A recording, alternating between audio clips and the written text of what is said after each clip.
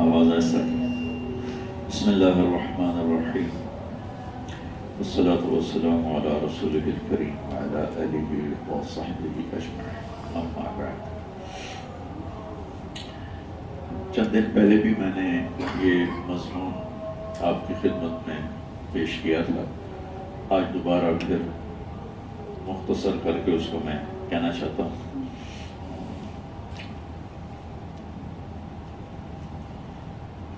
اسلام ایک خوبصورت زندگی سکھاتا ہے، اور اسلام کی ابتدا ہے عبادت اور انتہا ہے اچھے اخلاق۔ جیسے تعلیمی سلسلے میں پہلی جماعت سے ابتدا ہوتی ہے اور 16 جماعت پہ جا کے وہ انتہا ہو جاتی ہے، تو اسی طرح عبادات اسلام میں بنیادی کردار رکھتی ہیں کہ اس کے بغیر فاؤنڈیشن نہیں بن سکتی۔ بنیاد میں کلمہ ہے، نماز ہے، زکوٰۃ ہے، روزہ ہے اور حج۔ یہ ساری چیزیں جب ہم صحیح طریقے پر کرتے ہیں تو اس سے، جیسے ایکسرسائز صحیح طریقے پر کرتے ہیں تو باڈی بننا شروع ہو جاتی ہے۔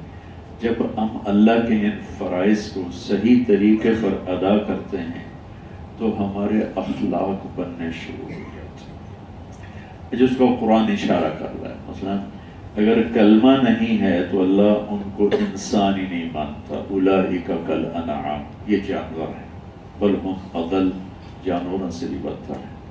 الحمدللہ ہم انسانوں کی صف میں آ گئے کلمہ پڑھنے کے بعد۔ اب کس شکل میں ہیں؟ ایک واقعہ یاد آ گیا بہت پرانا۔ اللہ کے نبی نے دعا کی تھی میری امت پہ وہ عذاب نہ آئے جو پہلوں پہ آیا تھا، یعنی چہروں کا مسح ہونا، بندر بن گئے، خنزیر بن گئے، پتہ نہیں کیا کیا بن گئے۔ تو شاہ عبدالعزیز صاحب رحمۃ اللہ علیہ ہوتے تھے دہلی میں، وہ جمعہ کی نماز میں جب جاتے مسجد تو یہ جو پچھلا شملہ ہے یہ یوں آنکھوں پہ رکھ کے بیٹھ جاتے تھے ایسے کر کے۔ تو ان کے ایک مرید تھے فصیح الدین رحمۃ اللہ علیہ، وہ ان سے پوچھتے حضرت آپ جب جمعے میں آتے ہیں تو یہ آپ آنکھوں پر کپڑا کیوں ڈال دیتے؟ کئی جمعے جب انہوں نے بار بار پوچھا تو ایک جمعہ انہوں نے اپنی پگڑی اتار کے ان کے سر پہ رکھ دی، ذرا مسجد میں دیکھو۔ تو اس وقت کوئی 5000 کا مجمع تھا، اور یہ کم از کم 250 سال پرانی بات ہے۔ اس وقت کے مسلمان ہم سے بہت اچھے تھے۔ تو جب انہوں نے پگڑی ان کے سر پہ رکھی تو کہا ذرا مسجد دیکھو۔ مسجد میں دیکھا تو صرف 2 انسان بیٹھے تھے، باقی سب جانور تھے۔ صرف 2 انسان نظر آئے، باقی سب جانور بیٹھے تھے۔ یہ وہ دعا ہے میرے نبی کی جس نے ہمیں ہمارے گناہوں کے بدلے میں مسخ ہونے سے بچا لیا، لیکن اندر میں اس کے مطابق ایک نیچر بن جاتی ہے۔ اگر آدمی حرص و ہوس میں مبتلا ہے تو ایک کتے کی شکل، ظلم و ستم میں مبتلا ہے تو بھیڑیے کی شکل۔ تو لیکن میرے نبی کی دعا نے اس کو پش کر کے روک دیا۔ تو اللہ نے ہمیں انسان بنا دیا، کلمہ ہمیں انسان بناتا ہے۔ نماز کیا کرتی ہے؟ تنہی عن الفحشاء والمنکر، یہ بے حیائی اور برائی سے ہمیں روکتی ہے۔ اگر نماز پابندی کے ساتھ ہو، باجماعت ہو، اہتمام کے ساتھ ہو اور اللہ کے دھیان کے ساتھ ہو تو یہ نماز انسان کو برائی سے نکال لیتی۔ روزہ کیا کرتا ہے؟ لعلکم تتقون، یہ ہمیں تقوی نصیب کرتا ہے۔ تقوی کیا ہے؟ الکاظمین الغیظ والعافین عن الناس، تقوی ہے غصے کو پینے والے اور زیادتی کرنے والے کو معاف کرنے والے، یہ بھی اخلاق ہے۔ بے حیائی سے بچنا اخلاق ہے، گناہوں سے بچنا اخلاق ہے، غصے کو پی جانا اخلاق ہے، معاف کر دینا اخلاق ہے۔ ينفقون فی السراء والضراء، تقوی کی جو ڈیفینیشن ایک جگہ قرآن کہہ رہا ہے کہ تقوی والے کون ہیں؟ جو تنگی میں بھی خرچ کرتے ہیں، فراخی میں بھی خرچ کرتے ہیں، اور جو غصہ آتا ہے تو پی جاتے ہیں، پھٹتے نہیں ہیں، پی جاتے ہیں، اور زیادتی کرنے والے کو معاف کر دیتے ہیں۔ تو روزہ بھی ہمیں اخلاق کی طرف لے جاتا ہے۔ خذ من اموالہم صدقۃ تطہرہم وتزکیہم بہا، زکوٰۃ دینے سے تزکیہ حاصل ہوتا ہے، تزکیہ خود اچھے اخلاق کا نام ہے۔ اور حج جو ابھی اللہ نے ہم سے یہ فریضہ ادا کروایا، اس میں بھی اللہ تعالیٰ 3 چیزوں کا ہم سے مطالبہ کرتا ہے کہ حج تو پورا کر لیا ہے لیکن 3 کام چھوڑ دینا۔ چھوڑ دینے کا مطلب یہ ہوتا ہے کہ جب کبھی خطا ہو اور ہو جائے تو پھر معافی مانگ لینا، پھر توبہ کر لینا۔ پہلا کام کیا ہے؟ فلا رفث فمن فرض فیہن الحج فلا رفث، اب بد زبانی سے اپنے آپ کو روک لو۔ سب سے زیادہ جو جائیں گے نا لوگ جہنم میں، اس کی وجہ سے جائیں۔ میں نے حدیث آپ کو سنائی تھی، دوبارہ دہراتا ہوں۔ آپ نے حضرت معاذ سے فرمایا تو میں سارے دین کا خلاصہ بتاؤں؟ کہ جی بتائیں۔ تو آپ نے یوں کیا، اب بتاؤ، نہ اس میں نماز ہے، نہ روزہ ہے، نہ حج ہے، نہ زکوٰۃ ہے، نہ ذکر، نہ تلاوت، کچھ نہیں کہا۔ میں نے کہا اس کو قابو میں رکھو، اس کو آپ نے کہا یہ میری شریعت کا خلاصہ ہے کہ اس کو قابو میں رکھو۔ تو کہنے لگے زبان کے بول پر پکڑ ہوگی، تو آپ نے فرمایا سب سے زیادہ جہنم میں دھکا دینے والی زبان ہوگی۔ اللہ کے نبی نے فرمایا جب میری امت گالیاں نکالیں گے تو اللہ کی نظروں سے گر جائیں گے، اللہ کی نظروں سے گر جائیں گے۔ تو ہمارے ملک میں جو لوگ جانوروں کو بھی گالیاں نکال رہے ہوتے ہیں، انسان تو انسان ہے، جانوروں کو بھی گالیاں نکال رہے ہوتے ہیں۔ تو اس زبان کو میرے بھائی بہنوں روک لو، اس پہ جھوٹ نہ آئے، اس پہ غیبت نہ آئے، اس پہ بہتان نہ آئے، اس پہ کسی کو گالی دینا نہ آئے، اس سے کسی کو بے عزت کرنا، ذلیل کرنا، توہین کرنا، نہ اپنوں کو، نہ غیروں کو، نہ نوکر کو۔ میرے نبی نے کہا اپنے نوکر کو مارو نہیں، ذلیل نہ کرو، تمہارا کام نہیں کرتا فارغ کر دو۔ فارغ کرنا کوئی ظلم نہیں، لیکن مارنا، گالی دینا اور بے عزت کرنا کھڑے کھڑے، یہ پکڑ ہو جائے گی۔ میرے نبی نے فرمایا جس نے کسی کو مزدوری پہ رکھا، کام پہ رکھا، پھر اس کا حق اس کو ادا نہ کیا تو اس مزدور، اس نوکر کا وکیل میں بنوں گا قیامت کے دن، اور پھر اس کا مالک پکڑا جائے گا۔ تو اللہ نے ہم سے کہا فلا رفث۔ حج کی پہلی چیز ہے کہ اب زبان پہ قابو پانا۔ اچھا، اب کسی وقت نہیں رہا، بشر ہیں، انسان ہیں، غصے میں پھسل گئے، تو اللہ کہتا ہے معافی مانگ لیں، ہم معاف کر دیں، توبہ کر لو، ہم معاف کر دیں۔ تو اس لیے میں کہتا ہوں اللہ کو منانا دنیا کا آسان ترین کام ہے کہ اس پر کوئی اثر نہیں ہوتا۔ میرے اوپر، میں بخاری کو بے عزت کروں گا نا تو اس کے دل پہ اثر آ جائے گا، وہ اثر معافی مانگنے پر نا اس کو معاف نہیں کرنے دے گا، کہے گا نہیں میرا دل بہت خفا ہے، میرے دل پہ بہت اثر ہے۔ اللہ کیا ہے، ساری دھرتی گناہوں سے میں بھر دوں، اس کی عزت میں ذرا کمی نہیں آتی۔ اور ساری دھرتی میں سجدوں سے بھر دوں تو اس کی عزت میں ذرا اضافہ نہیں ہوتا۔ لہٰذا 1000 سال کا مجرم بھی صرف ایک دفعہ کہہ دے یا اللہ معاف کر دو، لگے تو جاؤ معاف کی۔ وہ 99 قتل والی میں نے آپ کو حدیث پاک سنائی تھی کہ کس طرح میرے رب نے اس کے لیے اپنی رحمت کا نظام چلایا اور اس کو اللہ تعالیٰ نے معاف فرمایا۔ تو یہ بڑے سخت لفظ ہے، لا رفث ولا فسوق ولا جدال فی الحج۔ ان 3 کاموں کو حج کے ساتھ ریلیٹ کر کے نفی کیا، کاٹا ہے، ایسے کاٹا ہے، ایسے کاٹا۔ لا رفث تو میرے در پر آیا ہے، مجھ سے بہت کچھ لے کے جا رہا ہے، تم اسی کو بچا لو تو تیری جنت کے لیے کافی ہے۔ کیسے بچاؤ؟ زبان سے کبھی کسی کو ذلیل نہ کرنا، غیبت نہ کرنا، بہتان نہ لگانا۔ کسی نیک عورت پہ کوئی بہتان لگا دے بدکاری کا، پھر میرے نبی نے فرمایا 100 سال مصلی پہ بیٹھ کے عبادت کرتا کرتا کرتا مر جائے اور اس گناہ سے توبہ نہیں کی تو جہنم میں جائے گا، جہنم میں جائے گا۔ 100 سال کی بندگی بھی اسے بچا نہیں سکے گی۔ یہ زبان کا غلط استعمال اتنی خوفناک چیز، کبھی ہو جائے تو فوراً معافی مانگو، اپنوں سے ہو جائے، غیروں سے ہو جائے، اپنے سے چھوٹے پر بھی زیادتی ہو جائے تو معافی مانگو۔ بڑے کے لیے تو آدمی خود تیار ہوتا ہے، میں بڑا، چھوٹے کے لیے تیار نہیں ہوتا ہے۔ اولاد پر بھی کوئی اونچ نیچ کر دو تو اولاد سے بھی معافی مانگو، اب دیکھو کیسے وہ تمہارے فرما بردار بنتے۔ تو پہلی بات اللہ نے فرمائی لا رفث، اپنی زبان پہ قابو پانا سیکھو۔ اگر اپنے گھر کو جنت بنانا ہے، زندگی میں خوشی دیکھنی ہے، زبان پہ قابو پانا سیکھ۔ میرے رب کی قسم، میں یہ قسم اٹھا رہا ہوں اللہ کے نبی کے اعتماد پر کہ آپ نے ساری زندگی کی خوشیاں اخلاق سے جوڑی ہیں اور اخلاق زبان سے جڑے ہوئے ہیں۔ تو پہلا حج کے بعد جو اللہ نے ایسے زیرو کیا ہے ہم سے، زبان ٹھیک کرو، زبان ٹھیک۔ دوسرا فرمایا ولا فسوق، جو بڑے گناہ ہیں وہ چھوڑ دو۔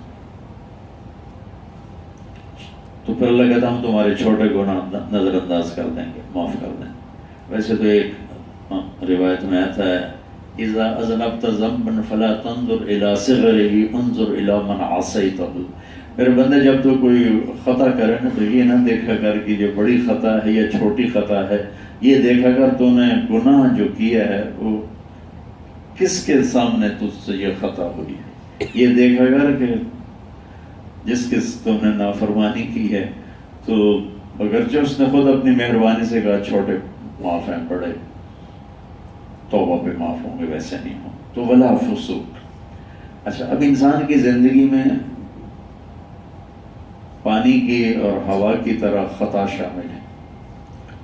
میں نے آپ کو غالباً عرفہ میں سنایا تھا، بھی اللہ خود ہم سے کہہ رہا ہے کہ مجھ سے مانگو، جان کے کروں تو بھی معاف کرنا اور غلطی سے کروں تو بھی معاف کرنا، سبحان اللہ۔ تو گناہ کا ہو جانا، بڑے سے بڑے گناہ کا ہو جانا کوئی بڑی بات نہیں ہے، اس پہ ڈٹ جانا شیطانیت، اس پہ بے حیا ہو جانا، کی ہو گیا، یہ سارے بازار والے جھوٹ بول رہے ہیں، یہ بھی لگا ہوا ہے جھوٹ بول رہا ہے، اور ساتھ کہتا ہے کی ہو گیا، ابھی جھوٹ بول رہا ہے، ابھی بول رہا ہے، میں بولیا تھا تا کی ہو گیا، یہ پکڑا جائے گا۔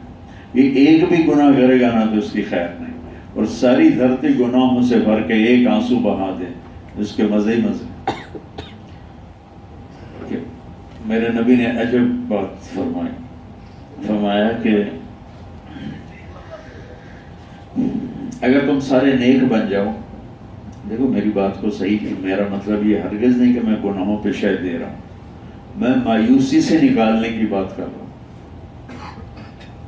اور جو ایک خواہ مخواہ کا خوف چھایا ہوا ہے۔ اللہ سے بڑھ کر پیاری ذات کون ہے؟ اس سے زیادہ محبت کرنے والا اور کون ہے؟ تو میرے نبی نے فرمایا اگر تم سارے نیک بن جاؤ تو اللہ تعالیٰ تمہیں موت دے کے جنت میں پہنچا دے گا، پھر ایک مخلوق پیدا کرے گا جو گناہ کریں گے اور پھر بیٹھ کے روئیں گے اور معافیاں مانگیں گے، اور اللہ ان کو معاف کر کے خوش ہوگا کہ اللہ کو معاف کرنا اتنا پسند۔ پھر آپ نے ایک اور عجب مثال دی کہ اللہ کو بندے کی توبہ اتنی خوشی ہوتی ہے کہ جیسے تم میں کوئی آدمی صحرا میں جا رہا ہو اور اس کی سواری دوڑ جائے جس پہ پانی بھی ہے کھانا بھی ہے، اور صحرا میں کھانا اور پانی اور سواری نہیں تو موت ہے، تو پھر وہ جو مسافر ہے وہ ریت پہ لیٹ جاتا ہے اور موت کا انتظار کرتا ہے، اتنے میں اس کی آنکھ لگ جاتی ہے، آنکھ کھلتی ہے تو سواری سامنے کھڑی ہوتی ہے، تو وہ خوشی سے پاگل ہو کر کہتا ہے کہنا تو یہ تھا کہ تو میرا رب اور میں تیرا بندہ، تو نے کتنا میرے پر احسان کیا، تو وہ خوشی میں پاگل ہو کے کہتا ہے میں تیرا رب تے تو میرا بندہ. وہ خوشی میں ایسا دیوانہ ہو جاتا ہے کہ اتنا الٹا بول جاتا ہے کہ میں تیرا رب تے تو میرا بندہ. اس سے بھی زیادہ اللہ اپنے بندے کی واپسی پر خوش ہوتا. وہ سواری کے واپس آنے پر جتنے اس کی خوشی ہے اس سے زیادہ اسے خوشی تو ہمارے واپس جانے. توبہ کہتے ہی واپس آنے کو ہے. توبہ کا مطلب گناہوں سے معافی مجازن ہے. توبہ کا مطلب ہے واپس آ جا. سبحان اللہ. اللہ کہتا ہے واپس آ جا, واپس آ جا. کیا خوبصورت لفظ. وہاں پر آ جاؤ, آ جاؤ میں انتظار کا مطلب نہیں ہے. واپس آ جاؤ میں انتظار کا مطلب ہے. کب واپسی ہو رہی, یا ہمیں فون کر دینا کب پاکستان آ رہے ہیں, کب واپسی ہو رہی. یہ واپسی کا لفظ انتظار کو بتاتا ہے. آ جاؤ کا لفظ میں انتظار کا مطلب نہیں. واپس کب آئیں گے انتظار کا مطلب ہے توبو الی اللہ. اللہ کہہ رہا مجھے تمہارا انتظار ہے, آ جاؤ میرے در پہ, آ جاؤ, جھک جاؤ. تو دوسری بات اللہ نے ہم سے مانگی کہ زندگی سے گناہ, بڑے کبیرہ گناہ نکال, اور خاص طور پر لوگوں کے حقوق ضائع کرنا اور لوگوں کی عزتوں سے کھیلنا, لوگوں کی پگڑیاں اچھالنا. یہ وہ گناہ ہیں جو زنا, شراب سے بھی آگے سے آگے کے درجے کے یہ گناہ ہیں, جہاں لوگوں کے حقوق برباد ہوتے. ہو جائے یا اللہ معاف کر. اللہ کے جو معاف کر. ایک صحابی آیا کہ یا رسول اللہ میں نے اتنی بچیوں کو زندہ دفن کر دیا, میری بخشش ہے. تو آپ نے دیکھو, مجھے دیکھو, آپ نے یوں ہاتھ مارا, اس کا سن کرنا, مجھے عدد پورا یاد نہیں رہا, کہ اتنی بچیاں میں نے زندہ دفن کر دی. تو انہوں نے کہا ایسے کی. تو ان کا ہائے میں مارا گیا, ہائے میں مارا گیا. یعنی میری تو جب اللہ کا نبی یوں کر رہا ہے تو میری تو بخشش کوئی نہیں, میرے پاس سے تو آگی آگے. انہوں نے کہا ہائے میں مارا گیا. ابھی اس کی ہائے تھی کہ میرا رب جبریل کو بھگایا, جلدی پہنچ میرے بندے کی فریاد آ رہی ہے. اور یہ آیت اتری یا عبادی الذین اسرفوا علی انفسهم لا تقنطوا من رحمت اللہ ان اللہ یغفر الذنوب جميعا. اے میرے نافرمان بندو, میری رحمت سے نا امید نہ ہو, تم توبہ کرو, ہم سب معاف کریں, ہم سب معاف کریں. تو لہٰذا میرے بھائی بہنوں, نہ تو کبھی کی کسی کی خطا دیکھ کر اس کو حقیر جانا. اے بھی کوئی بندہ ہے, اے بھی کوئی عورت ہے, انہیں شرم ہی نہیں آتی. اللہ کے واسطے یہ چیپٹر زندگی سے نکال دو. اوروں کے عیب دیکھنے سے اندھے ہو جاؤ, اوروں کے عیب بولنے سے اندھے ہو گونگے ہو جاؤ, اوروں کے عیب سننے سے بہرے ہو جاؤ, تو آپ کی زندگی میں کبھی خزاں نہیں آئے گی. اور تیسرا فرمایا ولا جدال, کہ لڑائی جھگڑے نہ کر, لڑائی جھگڑے نہ کر.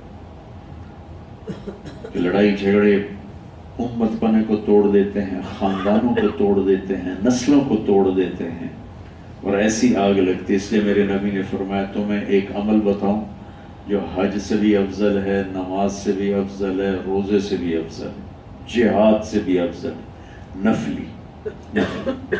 تمہیں ایک ایسی عبادت بتاؤں جو نماز یعنی نفل, جو حج نفل, روزہ نفل سے افضل ہے. کہا جی وہ کیا ہے؟ کہا دو لڑے ہوں کی صلح کرانا. دو لڑے ہوں کی صلح کرانا. یہ حج کتنا مشکل کام ہے. پاکستان چھوڑ کر آئے ہیں جو لوگ فیجی سے, میں جو رات کو فیجی سے جو لوگ یہاں آئے تو 24 گھنٹے ہوا میں اڑتے رہتے, کتنی جگہ وہ جہاز بدلتے ہیں, پھر وہ یہاں آتے ہیں, کتنا پیسہ خرچ ہو. اور میرے نبی کہہ رہے ہیں کہ نفل حج, نفل روزہ, نفل نماز سے بڑا کام بتا رہا ہوں دو لڑے ہوں کی صلح کرانا. اللہ کو لڑائی سے نفرت.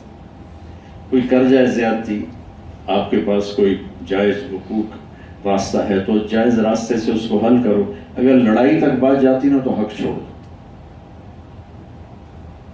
ایک حدیث سنا, میرے نبی نے مدینے والوں سے کہا, انصار, میرے بعد تمہیں تمہارا حق نہیں ملے گا, کیا کرو گے؟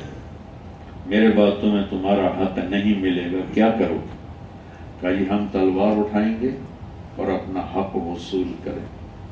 ہم نے کوئی چوڑیاں پہنی ہوئی تو آپ نے فرمایا اس سے بڑی بات بتاؤں, اس سے اچھی بات بتاؤں. کہا جی وہ کیا ہے؟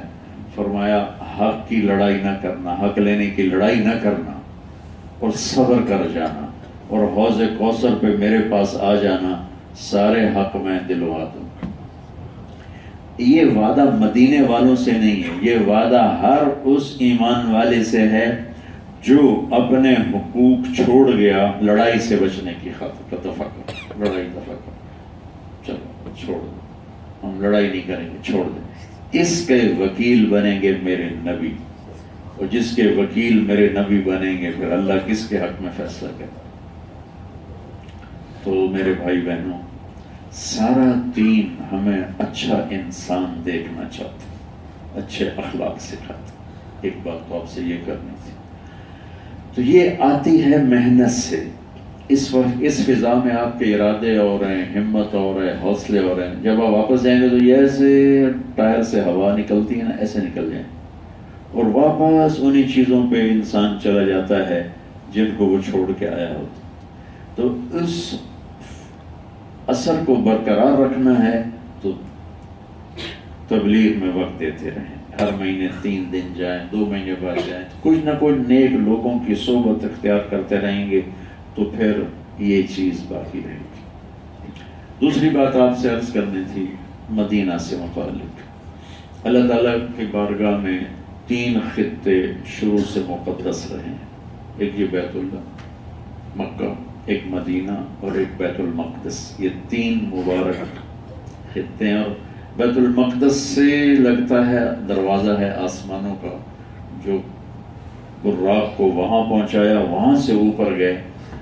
تو اور ایک اور حدیث مجھے اس پر یاد آ گئی کہ جب قیامت آئے گی نا, تو ایک حدیث میں آتا ہے کہ مسجدیں جنت کے باغ ہیں. تو اس کو علامہ آلوسی نے روح المعانی میں یہ حدیث بیان کی ہے کہ جب قیامت کا زلزلہ آئے گا تو زمین تو ٹوٹ پھوٹ جائے گی, ایسے ریزہ ریزہ ہو جائے گی, لیکن جہاں مسجد ہے اس وقت تو مسجد کوئی نہیں ہوگی, اسلام ہی نہیں ہوگا. وہ جگہ اکھڑ جائے گی, ایسے اوپر اٹھ جائے گی. وہ 100 ضرب 100 ہے, 60 ضرب 100 ہے, 200 ضرب 150 ہے. وہ یوں ہوا میں وہ زمین اکھڑ کے یوں اٹھ جائے, اور پھر وہ ٹریولنگ شروع کرے گی بیت اللہ کی طرف. ساری دنیا کی مسجدیں جہاں کبھی ہوتی تھی وہ زمینیں آئیں گی بیت اللہ. بیت اللہ کی مسجد کی زمین بھی ایسے اوپر اٹھ جائے گی. پھر یہ ٹریول کریں گے مسجد نبوی کی طرف, اور بیت اللہ کا جو ٹکڑا ہے وہ ہمارے نبی کو سلام پیش کرے گا, السلام علیکہ یا رسول اللہ. اور پھر مسجد نبوی اکھڑے گی اور یہ ٹریول کریں گی بیت المقدس, اور بیت المقدس کی مسجد اکھڑے گی, اور اس سارے زمینی ٹکڑوں کو اللہ وہاں سے جنت میں لے جا کر جنت میں جگہ نصیب فرما دے گا.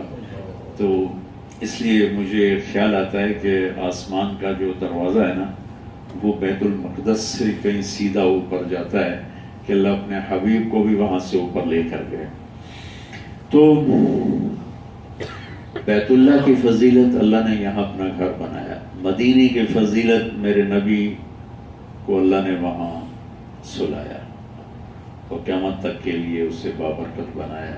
اس لیے علماء فرماتے ہیں کہ سب سے مقدس ترین جگہ وہ میرے نبی کی قبر مبارک ہے, جہاں آپ کا جسم لگا ہوا ہے, جہاں آپ کا جسم, آپ کی باڈی ٹچ کر رہی ہے زمین سے. وہ زمین کائنات کی سب سے افضل زمین, بیت اللہ سے بھی افضل ہے, اور جنت سے بھی افضل ہے, اور دنیا کے ہر خطے سے افضل ہے جہاں میرے نبی پاک صلی اللہ تعالی علیہ وسلم آرام فرما ہے. موسیٰ علیہ السلام جب حج کرنے آئے, موسیٰ علیہ السلام واپسی ہو رہی تھی تو مدینے سے گزر ہوا. تو ان کے 3 صحابی تھے, ایک کا نام تھا قریظہ, ایک کا نام تھا نوغی, اور ایک کا نام تھا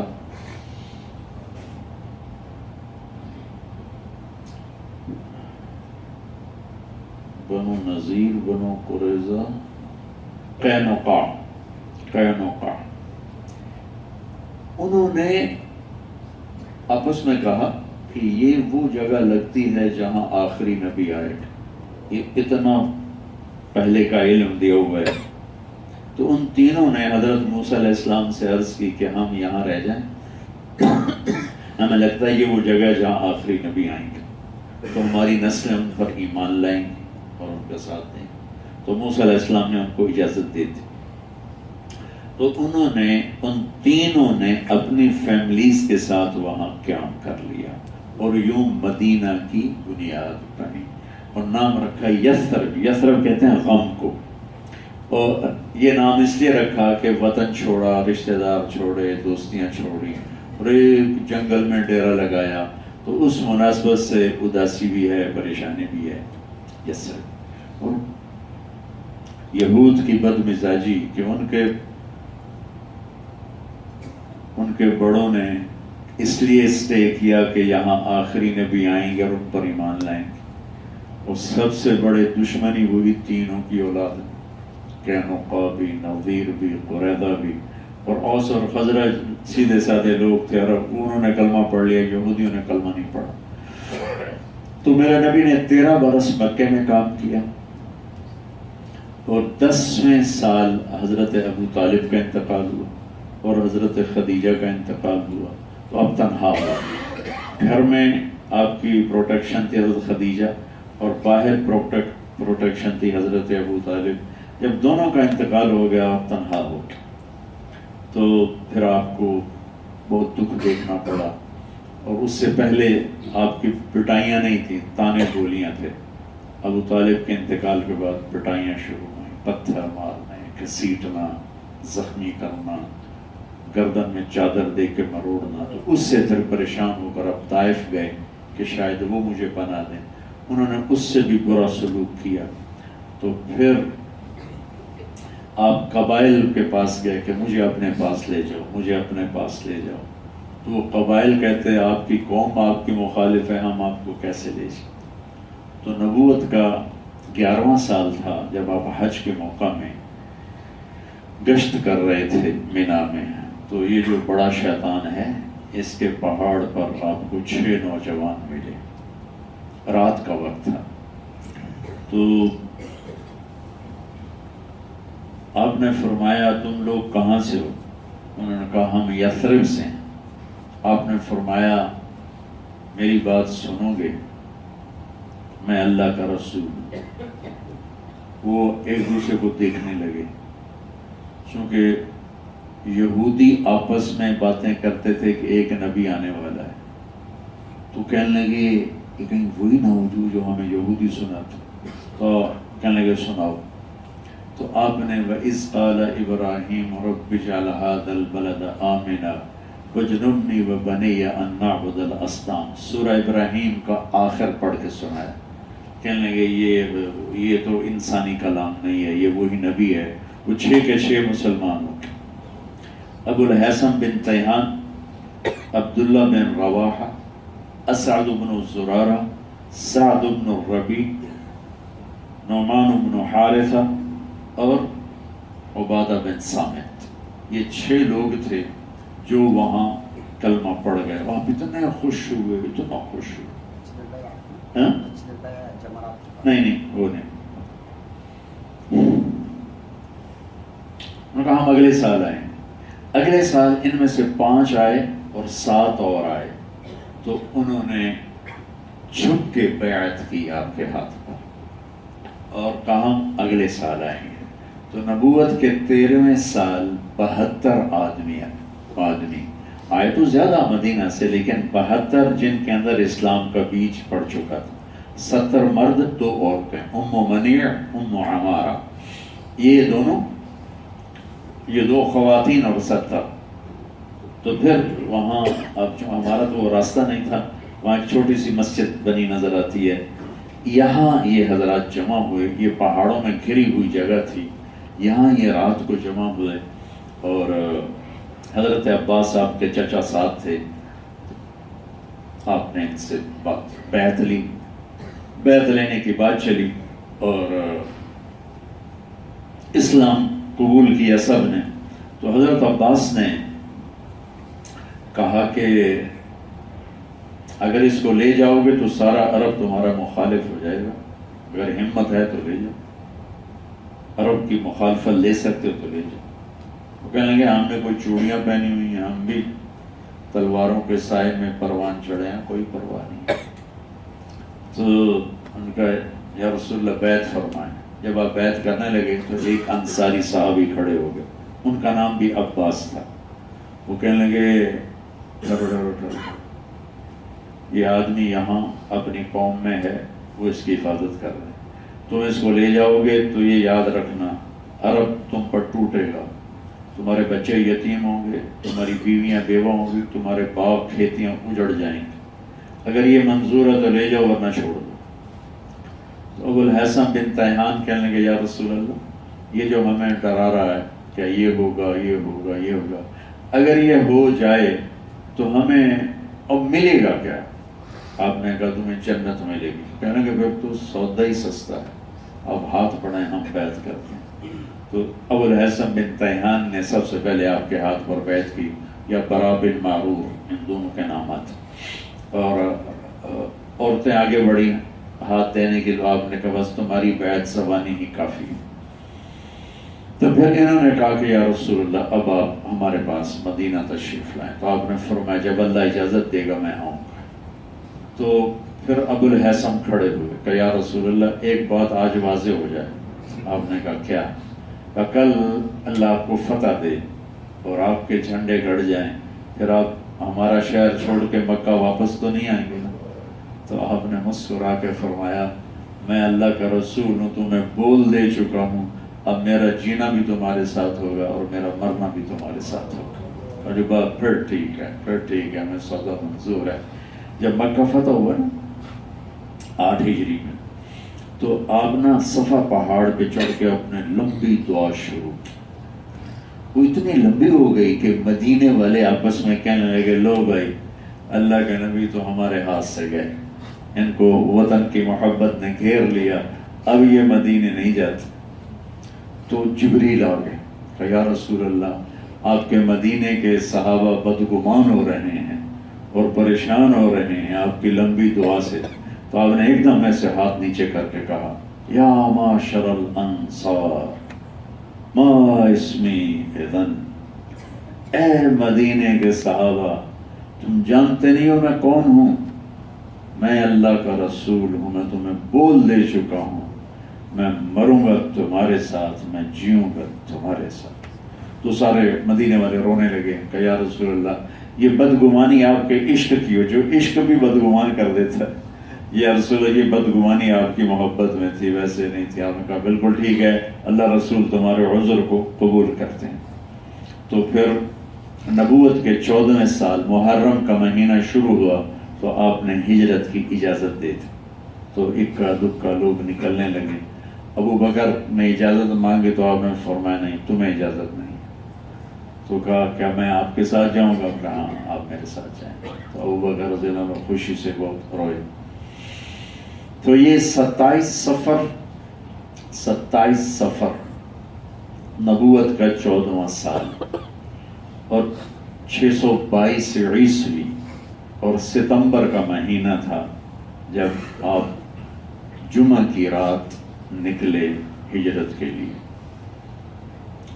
قریش نے اس رات طے کیا تھا کہ جب صبح یہ نکلیں گے تو ان کو قتل کر دیں گے۔ 100 آدمی گھر کے باہر پہرا دے رہے تھے۔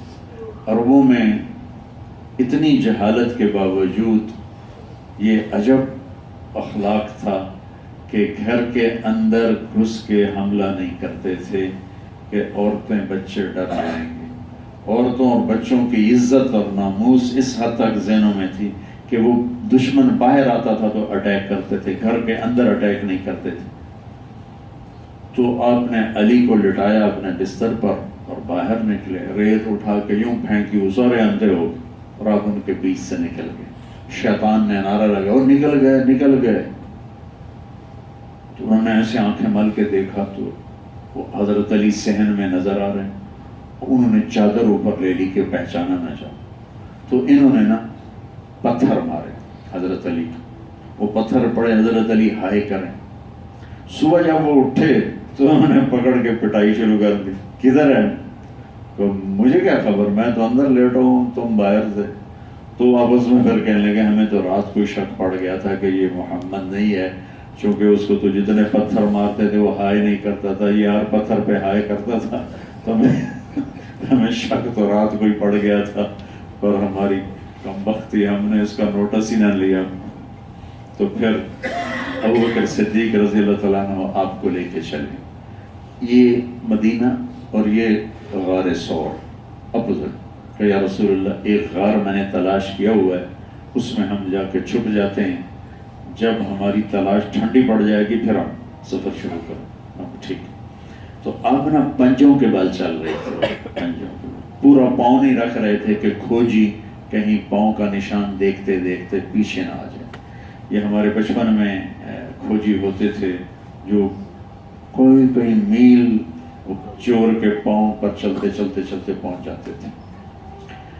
تو جب آپ غار پہنچے ثور پہاڑ پر تو آپ کے پنجے زخمی ہو گئے، تو آپ کو اوپر چڑھنے میں مشکل پیش آئی. تو ابوبکر نے آپ کو اپنی کمر پہ اٹھایا اور اٹھا کے اوپر لے کے اور آپ کو جا کے باہر بٹھا دیا، اندر نہیں جانے دیا. اندر جا کے اندھیرے میں سارے سوراخ بند کیے. پھر سوراخ باقی تھے تو اپنی پگڑی اتار کے پھاڑ کے بند کیے. پھر سوراخ باقی تھے تو اپنا کرتا اتار کے پھاڑ کے بند کیے. ایک باقی رہ گیا جس میں سانپ تھا، اس پر اپنی ایڑی کو رکھ دی. وہ جو کاٹ رہا تھا نا، سانپ نے کاٹا 2-3 دفعہ. تو وہ علماء لکھتے ہیں کہ وہ اپنے اس سانپ کی فطرت سے نہیں کاٹ رہا تھا، وہ کاٹ رہا تھا، احتجاج کر رہا تھا کہ مجھے زیارت کرنے دو، اپنی ایڑی ہٹاؤ، میں نے دیدار کرنا. وہ اس لیے کاٹ رہا تھا، اس لیے نہیں کاٹ رہا تھا کہ جیسے سانپ نے کاٹنا ہوتا. اس کا کاٹنا تھا دیدار. ابوبکر کی ایڑی سامنے، تو سانپ نے آپ کا دیدار کیا جب آپ نے ایڑی کو باہر پیچھے کر لی. تو جب یہ کر کے ان کو اندر بلایا تو اندھیرے میں تو پتہ نہیں چلا. جب تھوڑی سی روشنی ہوئی تو دیکھا ابوبکر ننگے، صرف چادر پہنی ہوئی، کرتا بھی نہیں، پگڑی بھی نہیں. تو آپ نے کہا ابوبکر تیرا کرتا تیری چادر کدھر، تیرا کرتا تیری پگڑی کہاں؟ تو انہوں نے دکھایا یا رسول اللہ یہ سارے سوراخ تھے، مجھے ڈر لگا کوئی چیز نقصان نہ دے. تو میرے نبی ایک دم روئے، زور سے روئے اور یوں ہاتھ اٹھائے، یا اللہ میں ابوبکر سے راضی ہوں، تو بھی اس سے راضی ہو اور اسے جنت میں میرا ساتھی بنا دے. اس کے ساتھ ہی جبریل اترے گئے، ابشر یا رسول اللہ، آپ کو بشارت ہو، اللہ تعالیٰ ابوبکر سے راضی ہو گئے اور جنت میں آپ کا ساتھی بنا دی. تو 3 راتیں یہ حضرات وہاں رہے، 27 کی رات، 28 کی رات، 29 کی رات اور 2 دن. اس میں ان کے بیٹے ابوبکر کے بیٹے عبداللہ بن ابوبکر وہ تشریف لاتے تھے رات کو اور سارے مکے کی کارگزاری سناتے اور تہجد کے وقت میں پھر وہ نکل جاتے. اور حضرت عامر بن فہیرہ آپ کے غلام تھے، وہ بکریاں چراتے چراتے چراتے اس وادی میں آ جاتے. جب شام ہو جاتی چرواہے واپس چلے جاتے تو بکریوں کا دودھ نکال کے برتن میں لے کر اوپر پہاڑ پہ چڑھ کے جا کر وہ آپ کو دیتے. تو اس طرح 3 راتیں آپ کو دودھ کو کے ساتھ آپ نے وہ گزارا کیا. تو یکم ربیع الاول آپ مکہ سے نکلے. تو تہجد کا وقت تھا تو آپ نے مکے پہ نظر دوڑائی نا، تو وہ کہیں ٹمٹماتے چراغوں کی لو سے ہلکی ہلکی روشنی پھوٹ رہی تھی. تو آپ نے یوں دیکھ کر کہا اے مکہ تو مجھے کتنا محبوب ہے، میری قوم نہ نکالتی میں تمہیں چھوڑ کے کبھی نہ جاتا. یا مکہ ما اطیبک من بلد و احبک الی لولا ان قومی اخرجون منک لما سکنت غیرک. اے مکہ تو مجھے کتنا پیارا ہے، کاش میری قوم مجھے نہ نکالتی تو میں تمہیں کبھی چھوڑ کے نہ جاتا. تو وہاں سے پھر یہ 3 حضرات ابوبکر، آپ کے غلام عامر بن فہیرہ اور جناب رسول اللہ صلی اللہ علیہ وسلم، اور چوتھے گائیڈ جو ابوبکر صدیق کے دوست تھے اور مسلمان نہیں تھے اور نہ ہوئے، بعد میں ہوئے اس کی تحقیق کوئی نہیں، وہ ان کو سمندر کے راستے سے لے کر چلے اور چلتے چلتے چلتے چلتے چلتے 8 ربیع الاول کو قبا پہنچے. مدینے میں خبر پہنچ چکی تھی تو روزانہ مدینے والے لوگ قبا تک آتے، آپ کا انتظار کر کے واپس چلے جاتے. 8 تاریخ کو بھی ایسا ہی ہوا.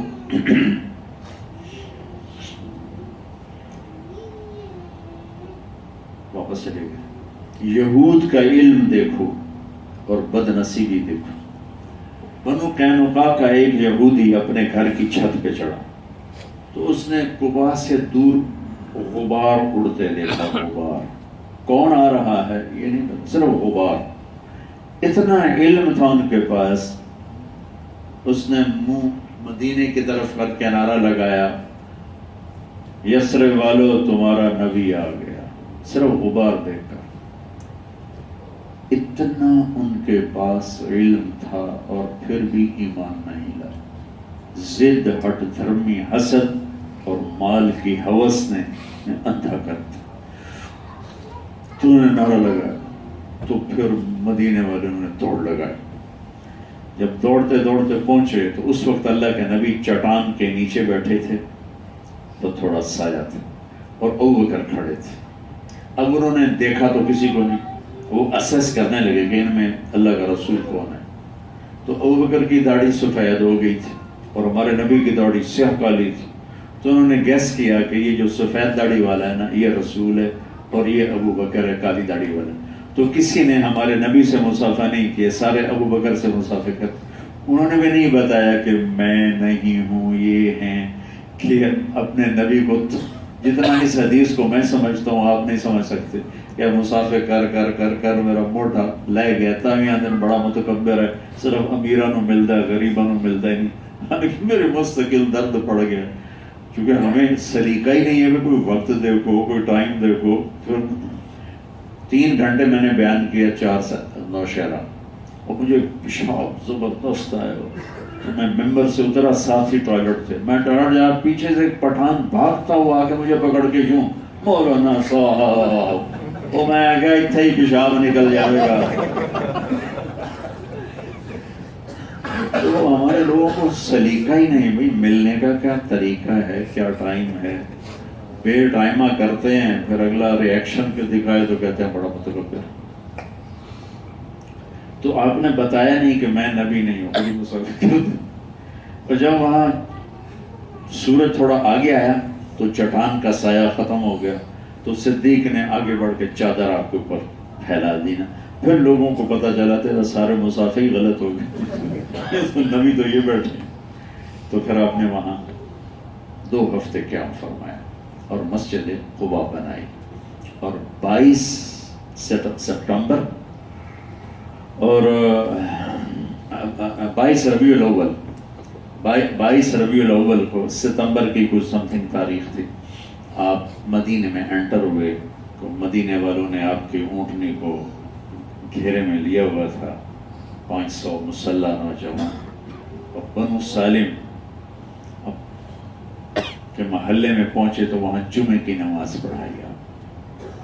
تو وہاں عبداللہ بن سلام بنو قینقاع کے بڑے عالم تھے, ان کو کلمہ نصیب ہوا جب انہوں نے آپ کا خطبہ سنا. اور اس میں سلام پھیلاؤ, کھانا کھلاؤ, رشتہ داروں سے سلوک کرو, راتوں کو نماز پڑھو, جنت میں داخل ہو جاؤ. اس کے لیے جو آپ نے الفاظ استعمال کیے ان کو سن کر اب عبداللہ بن سلام کہنے لگے کہ یہ الفاظ نبی کہہ سکتا ہے اور کوئی نہیں. فصاحت اور خوبصورتی. افشوا السلام واطعموا الطعام وصلوا الارحام وصلوا باللیل والناس نیام تدخلوا الجنت بالسلام. ردم, موسیقی, نغمہ, سلاست, یہ نبی کا کلام. پھر اس کے بعد آپ تشریف لے گئے مدینہ. تو مدینہ میں ایک گھاٹی کو پار کر کے آگے انٹر ہونا تھا. تو عورتیں ساری چھتوں پہ چڑھی تھی آپ کے دیدار کو, اور مرد آپ کے ساتھ تھے, اور چھوٹے بچے بچیاں وہ مدینے کی بستی اور سنیت الوداع کی گھاٹی کے درمیان ایک گراؤنڈ سا تھا, اس میں ساری جمع تھے. تو آپ حرم کے قریب جائیں گے نا تو آپ کو جگہ جگہ سننے کو ملے گا طلع البدر علینا من ثنیات الوداع وجب الشکر علینا ما دعا للہ داع. ہمارے ہاں جو ہوتی ہیں اسکولوں میں تقریبات, اس میں پہلے بچوں کو نظمیں یاد کرا دی جاتی ہیں. تو وہ بچہ آ کر اپنی یاد کی ہوئی نظم کو پڑھتا ہے۔ یہ جو مدینے کے بچے بچیاں تھے ان کو کسی نے کچھ نہیں یاد کرایا۔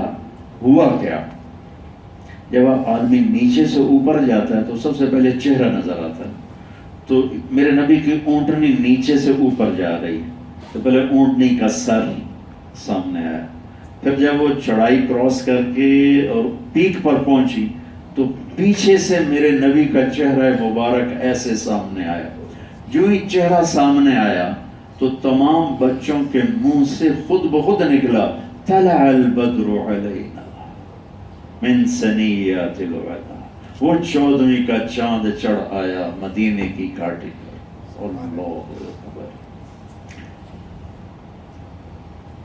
یہ ان کو کسی نے یاد نہیں کرایا تھا کہ یہ کہنا ہے، یہ ان کی فطرت نے پکارا طلع البدر علینا، ایسے چھوٹے چھوٹے بچے طلع البدر علینا، سبحان اللہ، کیا کمال۔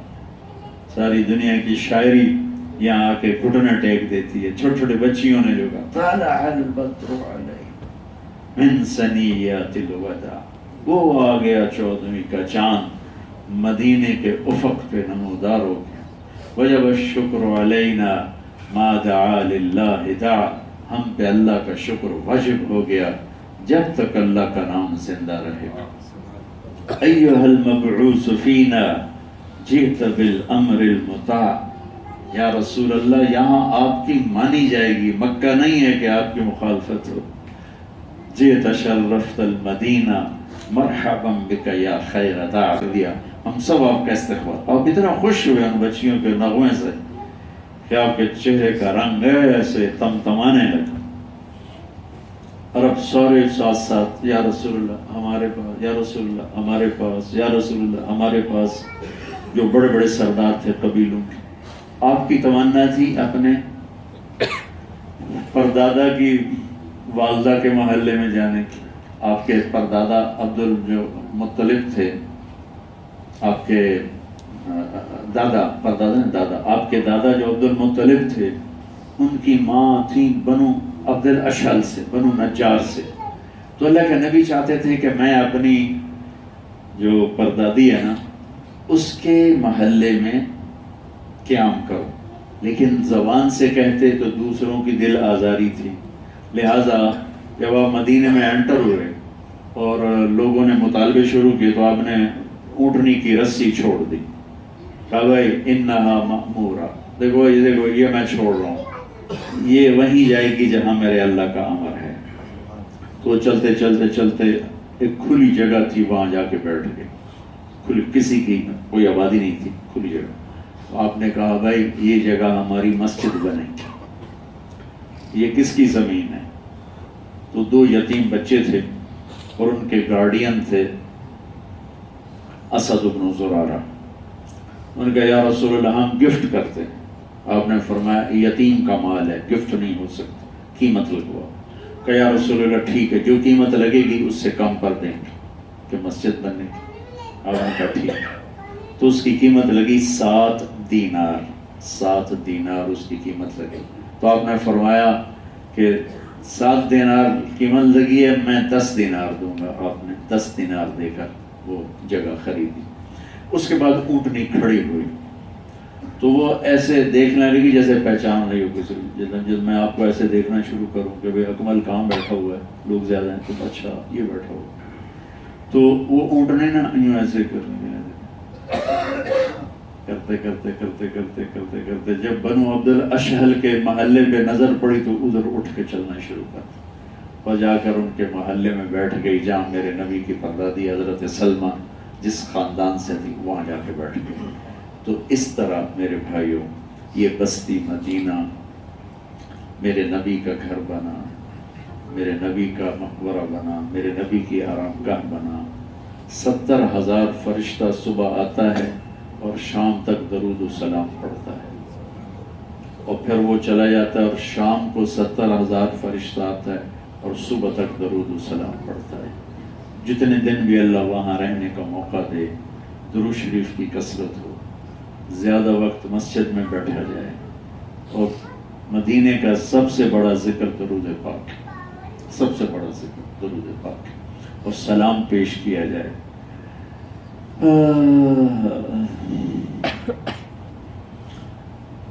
سن 2000 میں نے نسب یاد کیا، اپنے نبی کا نسب جو یاد پڑ. 2000 میں امریکہ کا سفر تھا بہت لمبا، اس میں نے جاتے جاتے یہ یاد کیا. اور میں پہلی دفعہ 2000 میں تو پھر میں حج پہ نہیں آیا تھا، عمرے پہ آیا تھا. تو 2001 میں یا 12 میں جب روزہ مبارک پہ حاضر ہوا تو میں نے ایک درخواست پیش کی. میں نے کہا یا رسول اللہ، میں اس دیش سے ہوں جہاں ایک ثقافت ہے کہ زمیندار لوگوں کے مراسی ہوتے ہیں.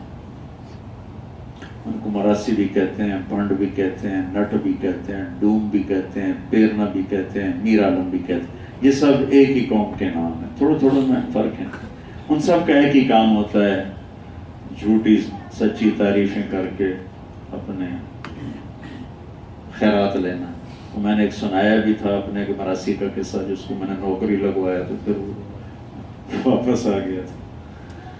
میں نے عرض کی کہ ہمارے باپ دادا نہ ایسے تھے جیسے وہ بیان کرتے ہیں، نہ ہم ایسے ہیں جیسے وہ ہمیں شیشے میں اتارتے ہیں. ہمیں پتہ ہوتا ہے جھوٹ بول رہے ہیں. مثلا ان کا پہلا جملہ ہے ہاتھ یہاں ہوتے ہیں، سرداریاں قائم. کبھی کسی کی سرداری قائم رہی؟ کوئی خاندان کبھی سردار رہا ہے؟ ہمیشہ کوئی فرد کبھی اور پہلا جملہ سفید جھوٹ ہے، سرداریاں قائم. ہم اسی سے خوش ہو جاتے ہیں، تیرے آواز.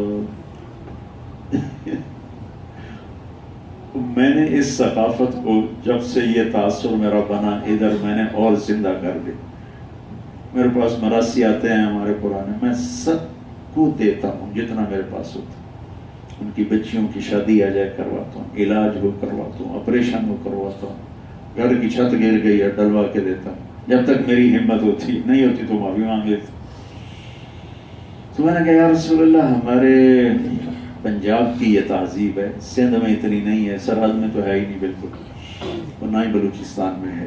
یہ ہمارے پنجاب کی تہذیب ہے کہ ہمارے مراسی ہوتے ہیں، ہمارے ڈوم ہوتے ہیں، ہمارے پنڈ ہوتے ہیں، ہمارے نٹ ہوتے ہیں، پیرنے، میر عالم، وہ آ کے ہماری تعریف جھوٹی ہوتی ہے اور ہم خوش ہو کر ان کو کچھ نہ کچھ دے دیتے. میں آپ کے دربار کا مراسی بننا چاہتا ہوں. میں چاہتا ہوں میں قیامت کے دن آپ کا مراسی بن کے اٹھایا جائے. آپ کا ڈوم، آپ کا پنڈ، آپ کا پیرنا، آپ کا میر عالم بن کے میں اٹھوں. میں آج آپ کو سلام پیش کرتا ہوں، آپ کی پیڑھی کو آپ کو سنا. میں آپ کی پیڑھی آپ کو سنا کے آپ کو میں سلام پیش کرتا ہوں. تو 84 سے میں آ رہا ہوں اور اب یہ 18 ہے. لیکن اس وقت جو میں نے سلام پیش کیا وہ پہلا موقع تھا. اس کے بعد میں ہمیشہ اسی طرح سلام پیش کرتا ہوں، لیکن جو اس وقت میری حالت تھی وہ میں اپنے الفاظ سے آپ کو بتا نہیں سکتا. الصلاۃ والسلام علیک یا رسول اللہ بن عبداللہ بن عبد المطلب بن ہاشم بن عبد مناف بن قصی بن کلاب بن مرہ بن کعب بن لبی بن غالب بن فہر بن مالک بن نضر بن کنانہ بن خزیمہ بن مدرکہ بن الیاس بن مزر بن عدنان بن معد بن عبد بن حمیسہ بن سلامان بن عوز بن بوز بن قموال بن قدی بن عوام بن ناشد بن حزا بن بلداس بن یدلاف بن طابخ بن جاحم بن ناحش بن ماخی بن عیفی بن عبخر بن عبید بن الدعاء بن حمدان بن سنبر بن یسربی بن یحزن بن یلحن بن ارعوا بن عیزی بن زیشان بن عیسر بن اقناد بن ایہام. وہ میرے ایسے پانی کی طرح آنسو گر پانی. بن مقصر بن ناہد بن زارع بن سمی بن مزی بن عوض بن عرام بن قیدار بن اسماعیل بن ابراہیم بن آدر بن ناحور بن سرود بن رعو بن فائج بن عابر بن ارفخشاد بن سام بن نوح بن لامک بن متوشال بن ادریس بن یرد بن ملحل ایل بن قینان بن آنوش بن شیس وبن آدم علیہ السلام میں سرداریاں قائم دیر آباد یا رسول اللہ توڑے سرداری تا ہمیشہ قائم ہے، باقی تو سارا کیڑا جن دی سرداری قائم ہے، توڑی سرداری قائم ہے کہ دیر آباد حسن حسین دے دیر وس دے رہن، علی دے دیر وس دے رہن.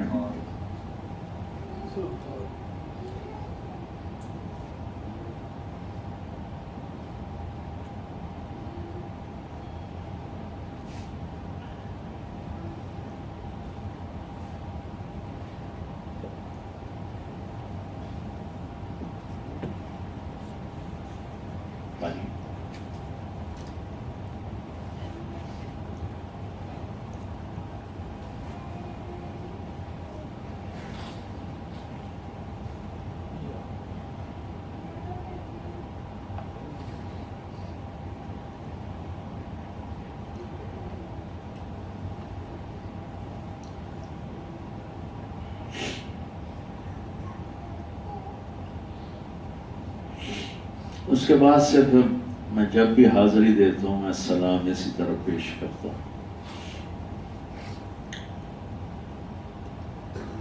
تو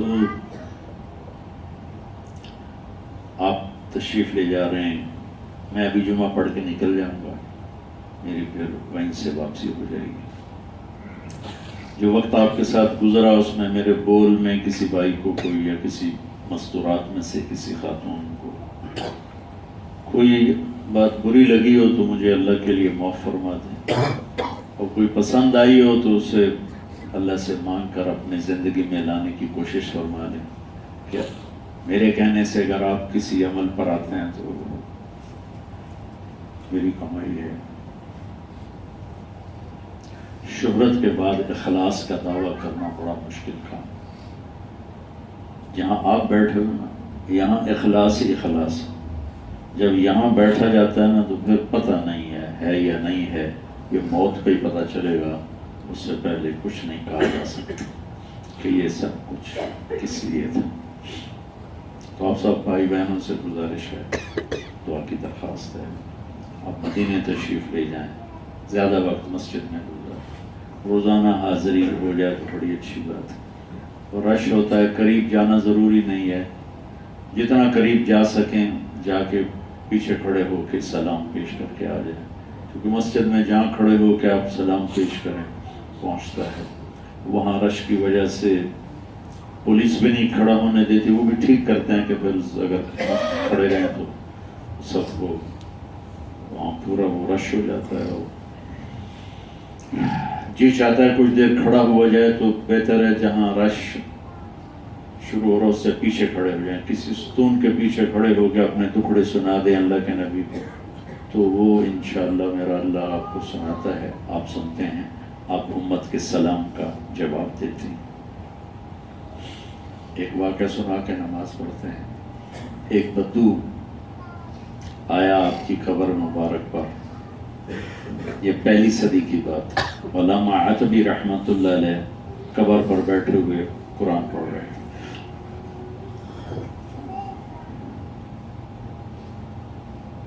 اس نے کہا السلام علیکہ یا رسول اللہ، سلام پیش کیا. پھر کہنے لگا آپ کے رب کا فرمان ہے وَلَوْ أَنَّهُمْ إِذْ ظَلَمُوا أَنفُسَهُمْ جَاءُوكَ فَاسْتَغْفَرُوا اللَّهَ وَاسْتَغْفَرَ لَهُمُ الرَّسُولُ لَوَجَدُوا اللَّهَ تَوَّابًا رَحِيمًا. یا رسول اللہ آپ کے رب کا کہنا ہے کہ اگر آپ کی امت اپنے نفسوں پر ظلم کر کے گناہ کر کے آپ کے پاس آ جائیں اور معافی مانگیں اور آپ سفارش کریں، معافی مانگیں اور آپ سفارش کریں تو میں معاف کر دوں گا. ہمارے نبی دنیا سے جا کر بھی کیا ہو رہا ہے. تو یا رسول اللہ جئتک مستغفرا لذنوبی مستشفعا بک الی رب، میں آپ کی خدمت میں آیا ہوں کہ اللہ میرے گناہ معاف کر دے، آپ میری سفارش کریں. پھر اس نے 4 شعر پڑھے. 2 شعر وہاں روضہ مبارک پر لکھا ہے، 2 پلر، ایک پلر ادھر ایک شعر یہاں ایک یہاں.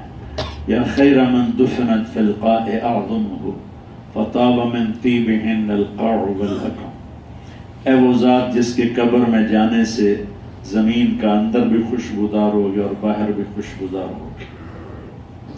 نفس الفداء لقبر انت ساکنہ فیہ العفاف وفیہ الجود والکرم، میں اس قبر پہ قربان جس میں آپ کی ہستی آرام فرما رہی ہے.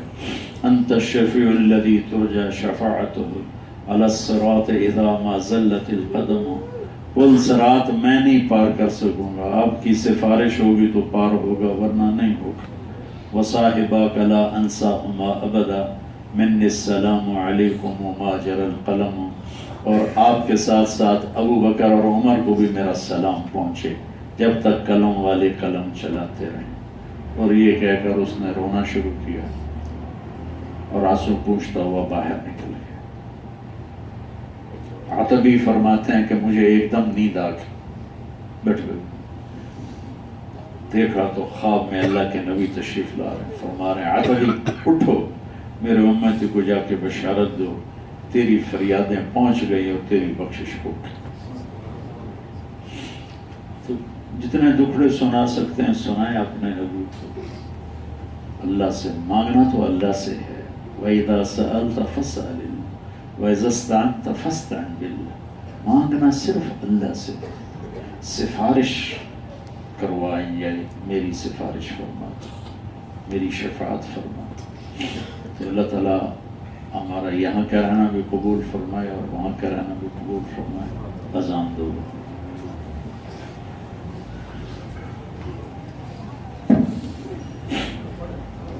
اللہ اکبر اللہ